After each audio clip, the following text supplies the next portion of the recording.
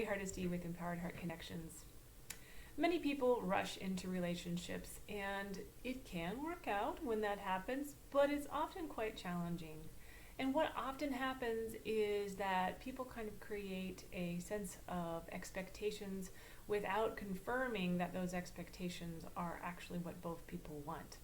So, for example, if you're dating and maybe one of you pays the bills for the restaurant every time you go out, or you're dating and you end up living together and one of you's paying the mortgage and the other isn't, how do you establish what those rules are before you make those big leaps to make sure you don't have high conflict in your relationship later on? And this happens with couples who are together for a long time as well. Sometimes we just get into a habit of behaviors that is kind of familiar, and it may be comfortably uncomfortable. That it's just familiar and we just do it the same way over and over again, whether or not it's actually helpful or not. So, but some of these things to address before you really rush into a relationship are what your expectations are for financial investment in the relationship and financial investment in, are you going to live together? What does that look like? Who pays the bills? Do you split it 50-50? Are you each making the same amount of income? So is that fair to play 50-50 if one of you is making less than the other? Do you have kids in a blended family? Is one of you going to need to stay home and take care of the kids? Are you going to pay for childcare? Are both people going to pay for childcare, even if it's a child from a previous relationship? There's all kinds of issues that people end up having high conflict over and sometimes end up separating over when they haven't really established what they're looking for and what they want in the relationship. So really evaluating, first of all, what your own expectations are for the relationship before you even begin to continue the relationship beyond date 3. So these expectations and conversations about expectations and what you want are really important conversation pieces, really newly in the relationship. Now, obviously, those are some tricky questions like, hey, do you want to have kids? Or do you want to get married? Or do you want to live together? Or how do you feel about intimacy before marriage? Those are kind of difficult conversations to broach, and many people kind of dodge them in those first few dates because they don't want to rush somebody. And that's okay to take your time with that, but make sure you're taking your time with all of it if you're going to not have those conversations until later on in your dating adventures. Because if you create intimacy before those questions, a lot of times people create kind of a false sense of connection and bond, and before they have the opportunity to really get to know, hey, is this person really a compatible partner, as we've talked about in some of the other videos.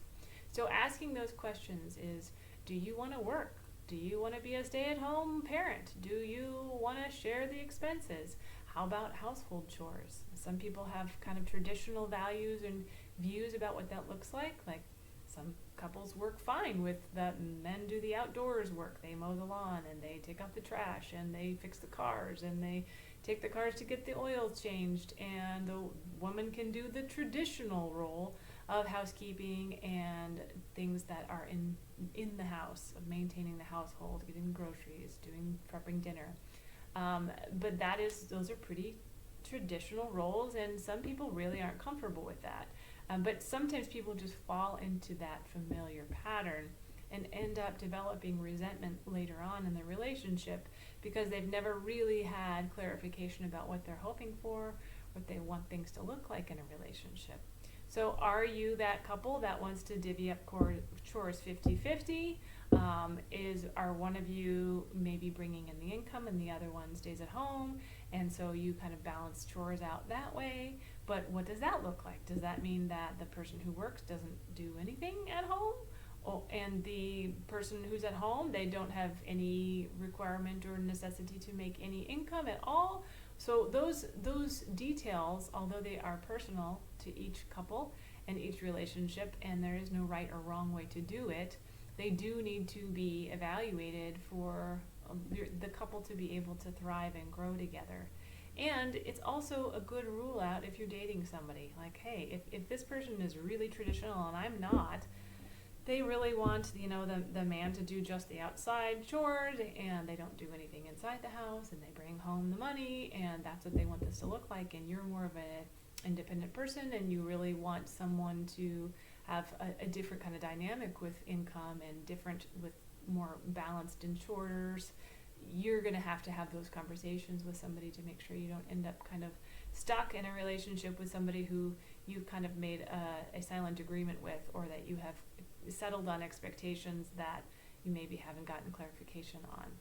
So these are all such important conversations to have with your partner, again, particularly for dating, but it's not too late to have these conversations even if you are in a long-term committed relationships. These are some of the topics that couples work on whenever they come to couples coaching or couples counseling, are how do we navigate this, because we've gotten kind of stuck in these habits. And sometimes it's not even because someone has a particular view, but it's just because that's just what they've done. It's just become convenient. It's just what they were familiar with maybe growing up. And so they've kind of fallen into these roles. And often people are much more open to shifting than you realize. But it's difficult because sometimes we're afraid of asking questions. We're afraid of having conflict.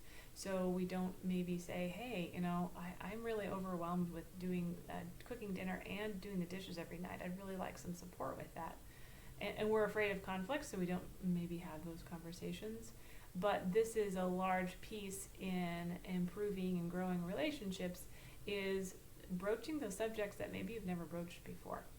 I can't tell you how many times I've had couples who have experienced this kind of conflict because they haven't talked about it, and not because either one of them really wanted to have it be the way it is. So, for example, if you get frustrated because you find that you're cleaning up the house all the time and nobody's helping out, ask yourself, have you actually asked for help?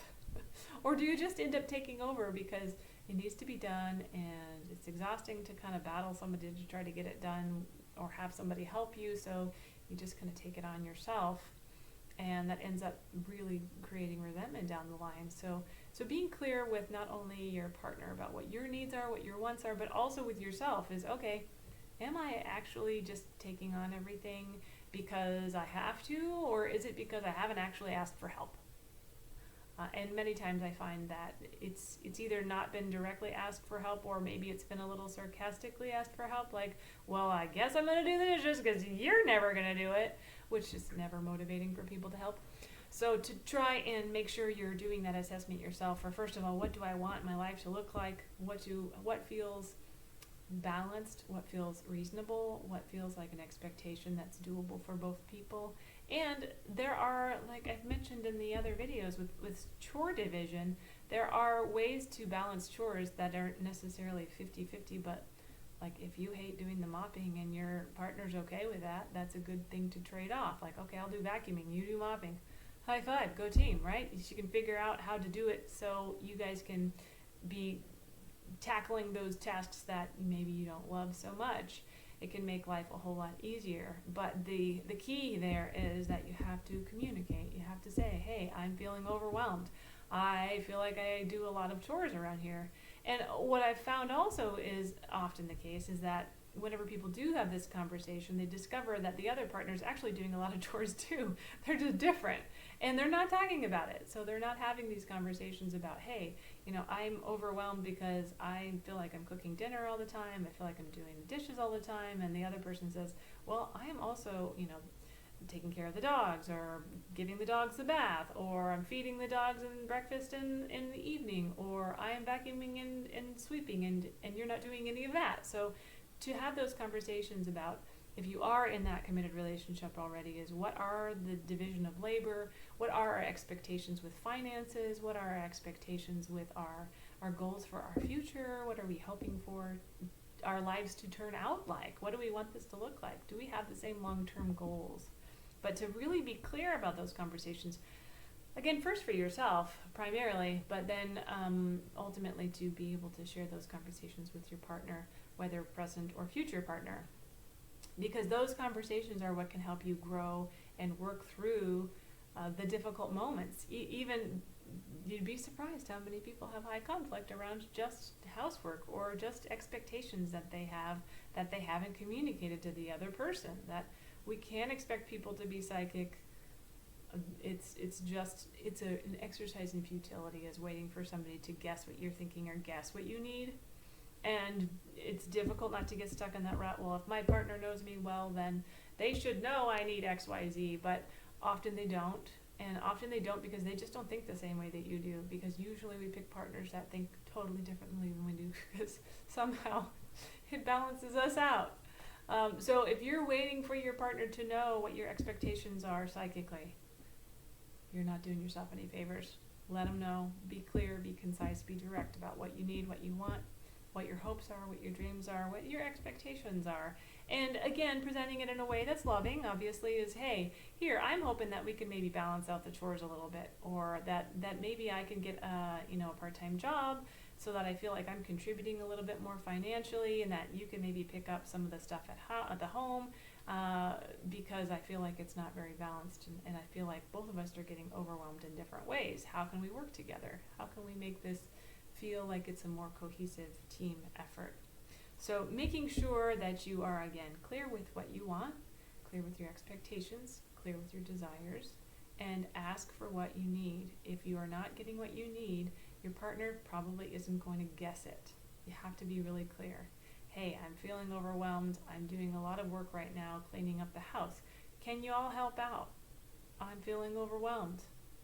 Because what often happens is, rather than being direct and clear, is we get resentful and angry, and then we start snapping at each other, or we start having conflict, or we start being sarcastic and being critical. And those are things that never really get you the outcome that you're looking for. But when you're feeling frustrated, it's hard to get it out. So start the relationship off on the right foot, to be clear from the very beginning of here's what I'm hoping to see happen, and see if you guys are even remotely close to the same page. So ideally you can have these conversations before you start dating, but again, if you're in a relationship already, it's not too late to have these conversations and to really get clarity and get clarification. And again, remember that your partner probably has good intentions, so assume the best and ask for help. Assume that they may be doing things that you're not catching, that you're not seeing, and they may feel like you're not meeting some expectations that they have as well. So be open to growing and learning, and always, always, always approach those conversations in a loving way. Hey, I need some support. I need help. I would like, some time to talk because I'm struggling and I need your help. So it's much easier to hear, I need your help, than it is to hear, you're a duty head and you need to stop doing whatever it is, right? So we've had this conversation before. It's always important to make sure you're using those I statements, no matter what the conversation is, but particularly when you're asking for some help, is, hey, I really need some help. I'm struggling here. I'm having a hard time. So I hope this has been helpful. Again, getting clarity about what your expectations are, what your needs are, what your desires are, and sharing it with your future partner or your partner in a way that is loving and kind, so they can hear you and they can reciprocate. This can create a lot of movement and a lot of growth for many relationships. I hope this has been helpful. Thank you.